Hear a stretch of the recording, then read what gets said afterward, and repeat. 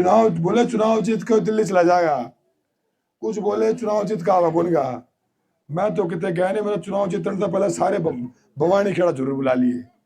पहला दीपेंद्र जी आए, कल हुड्डा साहब आ रहे हैं, हमारे दादा सतपाल ब्रह्मचारी जी आ रहे हैं, पंडित जी महाराज।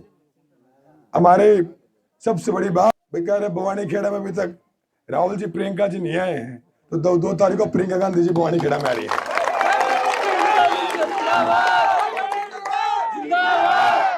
तो सारे ताकत से हो जाओ।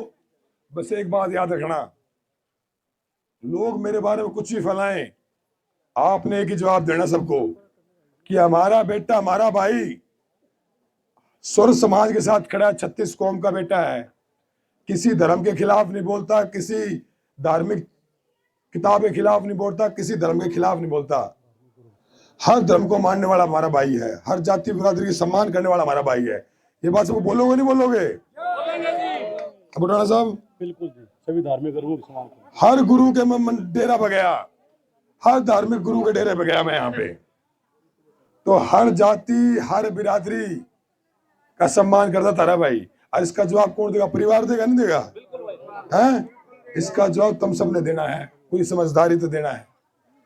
तो मेरे भवानी खेड़ा परिवार यहाँ खड़ा है, तो एक बात में तगड़े हो जाओ कि सब मिलके भाजपा के झूठ को दूर करो, भाजपा के झूठ का जवाब दो और अपना वोट मत पाटन दो। सबसे बड़ी बात यह है, एक एक वोट जोड़ो, जितने जोड़ सके उतने जोड़ो, रिश्तेदारियां फोन करो, जाग आओ, 36 कौम में जहां हमारी रिश्तेदारी सब में जाग आओ, सब तो मिलकर आओ, भाईचारा में जाग आओ, सबसे बात करो। एक बार चुनाव जीत जाओ, फिर तारा बेटा दिखाओगा भवानी खेड़ा खातर के कर सके।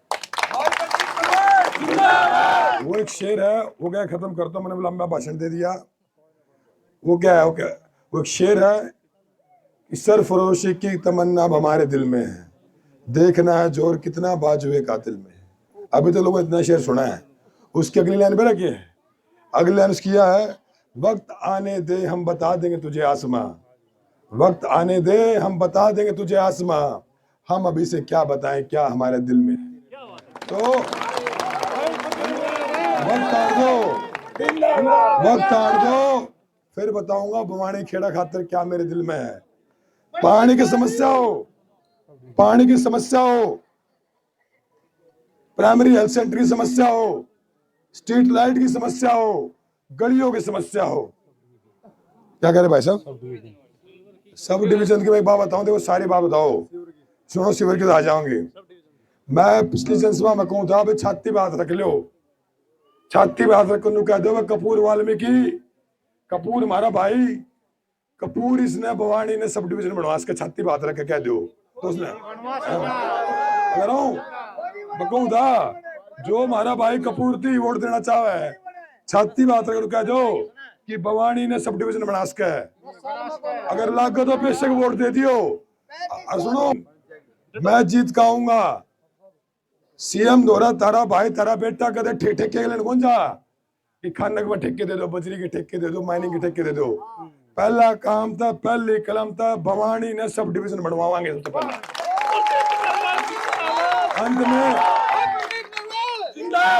अंत में सबका बहुत बहुत धन्यवाद। और यहाँ का नहीं, एक बात समझ लो, वो पानी का मुद्दा भवानी खेड़ा का नहीं बचा, भवानी खेड़ा के साथ साथ भवानी खेड़े के बेटे प्रदीप नरवाल का मुद्दा पड़ चुका है। चाहे मने 80 चोटी का जोर लगाना पड़ जाओ, सुन लो, चाहे मने 80 चोटी का जोर लगाना पड़ो, भवानी खेड़ा का पानी तारा बेटा तारा छोरा लेकर आओगा भवानी खेड़ा में। सबका बहुत बहुत धन्यवाद, जिंदाबाद। 36 कौम के लोग जहाँ खड़े हैं, बोल तो दिया। सबसे पहले तो मैं एक बात कहना चाहता हूं कि आज मैं खड़ा हूं आप लोगों के बीच में, चुनाव से 5 दिन पहले हम लोग खड़े हैं। एक आप लोगों को विश्वास दिलाता हूं कि आप लोग 5 दिन पूरी ताकत से लड़ो, अगले 50 साल में आपके लिए लड़ूंगा जितने मेरी जीवन बचा हुआ। जब मैं भवानी खेड़ा में आया, तरह तरह की बातें मेरे बारे में आई, और मैंने हमेशा की बात कही कि मैं 36 कौम का बेटा हूं, सबका इज्जत करता हूं, मैं सिर्फ गरीब के साथ खड़ा हूं। मैंने हमेशा एक बात कही, मनमोहन जी आपसे कई बार बात करते थे, भाई आज मैं अपने परिवार में खड़ा हूं, सारे परिवार के लोग हो। इसके साथ साथ लेकिन बात सच्चाई मैं भी कहना चाहता हूं कि पहला मेरा मकसद है भवानी खेड़ा में गरीब आदमी को आगे बढ़ाना, एक ऐसा हल्का बनाना जहां पे शिक्षा और चिकित्सा हर व्यक्ति को, 36 कौम के बेटा बेटी को मिले, मुफ्त शिक्षा मिले। कोई बच्चा किसी भी जाति बिरादरी का हो, सबको पढ़ाई के समान अवसर मिले, सबके लिए अस्पताल हो अच्छे, सबके पास स्ट्रीट लाइट हो। अभी हम खड़े हैं, अभी स्ट्रीट लाइट नहीं है, ये भी होना चाहिए। मेरी यहाँ वीडियो वायरल की गई, रोड मोड़ के वीडियो पेश की गई, मेरे चुनाव में भी किया था। हाँ, तो मैंने हमेशा एक बात कही लोगों को कि मैंने आज तक जीवन में किसी कौम के खिलाफ बात नहीं की है। सारे भाईचारे का हमेशा मैंने एकता बना के रखी है। इन्हीं गरीब परिवारों से मैं उठाऊं यहाँ तक, आप लोग जहां खड़े हो इन्हीं चबूतरों से मैं उठाऊं, इन्हीं घरों से उठाऊं, इन्हीं घरों से उठ के यहाँ पे आकर चुनाव लड़ रहा हूं। जिस तरह बच्चे खड़े खड़े हम भी ऐसे खड़े होते थे, तो हमेशा कोशिश की कि ईमानदारी से गरीब आदमी की मदद करूं, और ऊपर वाले ने मेरी मदद की। उसके बाद जहां भी जाता हूं, आप लोगों का बहुत ही प्यार मिलता है, बहुत ही स्नेह मिलता है, बहुत ही आदर मिलता है। यहाँ पे युवा साथियों पूरी पलटन मेरे साथ चल पड़ी। मैं एक ही बात कह रहा हूं, कोई भी प्यार मान सम्मान बड़े जिम्मेदारी की चीज है। और मैं इस अपने भवानी खेड़ा के परिवार के सामने कहना चाहता हूं कि प्रदीप नरवाल को मरना मंजूर है, पर आपका सम्मान कभी नीचे नहीं होने देगा। प्रदीप नरवाल विधायक, एमएलए मेरे तो पहले भी रहे हैं, एमएलए मेरे बाद ही बनेंगे। ना मैं पहला एमएलए, ना मैं आखिरी एमएलए यहाँ का, ना मेरे को मुगालता इस बात का। लेकिन जिस दिन मैं टिकट लेके आया दिल्ली से, ना मैं उस दिन जीता, ना एमएलए बनूंगा उस दिन जीतूंगा। प्रदीप नरवाल उस दिन जीतेगा जिस दिन भवानी खेड़ा कर आप सबके जीवन में बदलाव आ जाएगा। क्योंकि मैं उरे नरी विधायकी की फीत लगवाने को नहीं आया, और ना विधायकी तो मेरे ऊपर फीत लाग दी। मेरे ऊपर फीत उस दिन लागेगी जब भवानी खेड़ा से लेकर ब्याणी तक, चंडीगढ़ तक और दिल्ली तक लोग नु कहेंगे कि भाई छोरा ने भवानी खेड़ा की सेवा करी है, लोगों के जीवन में सुधार करा है और युवाओं को रोजगार दिलाया है। अंत में इतना कह रहा हूं, हाँ, अंत में इतना कह रहा हूं कि अपने भवानी खेड़ा में अपने इस हल्के को जब 5 साल बाद आऊंगा, मैं यहाँ पे आया, लोगों ने बारी है, आज तारा बीच में खड़ा हूं, किसी भी सवाल से जिंदगी में भागे ना कभी भागूंगा। मेरा गांव कथुरा है, लेकिन ये धरती भवानी खेड़ा की मेरी कर्म भूमि है, याद रखना आप लोग। जीवन का पहला चुनाव यहां से लड़ रहा हूं, और आप लोगों को सबको सुनिश्चित करना, मैं सुनिश्चित कर रहा हूं यहाँ पे आके कि आखिरी चुनाव भी यहीं से लड़ेंगे जीवन का।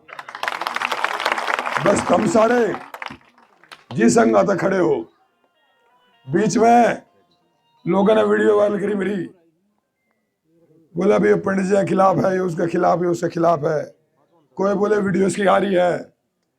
प्रदीप नरवाल को मरना मंजूर है, पर प्रदीप नरवाल ने आज तक किसी के खिलाफ कोई बात नहीं बोली है, हमेशा न्याय के लिए बात बोली है, हमेशा गरीब के पक्ष में बात की है। रुक जा है, सारे पूरे ताकत तक खड़े हो, लेकिन अभी लड़ाई बाकी है। बूथ पे एक भी पर्ची बाहर नहीं होनी चाहिए। यहाँ पे ऐसे लोग भी चुनाव में खड़े हैं जो समाज को गुमराह करेंगे, जो कहोगे मेरे पास उसका वोट है, ऐसे लोग भी खड़े हैं। भाजपा को और भाजपा की बी टीम को पहचानो। भुटाना साहब चुनाव लड़े थे पहले यहां से, इन तक बीजेपी जीत गई, सिर्फ 2000 वोटा था, सिर्फ 2000 से एमएलए आ रहे थे। काम ने बहुत जोर लगाया भाई, सबने जोर लगाया। तो जिक्र पुटाना साहब ने कही तो हमने मेरे खातर वो गलती नहीं करनी है, तो हमने मेरे खातर वो गलती नहीं करनी है। करो तो नहीं गए, करो तो नहीं गए, बोला बताओ गलती तो नहीं करोगे तो तुम सारे हंगा लाओ।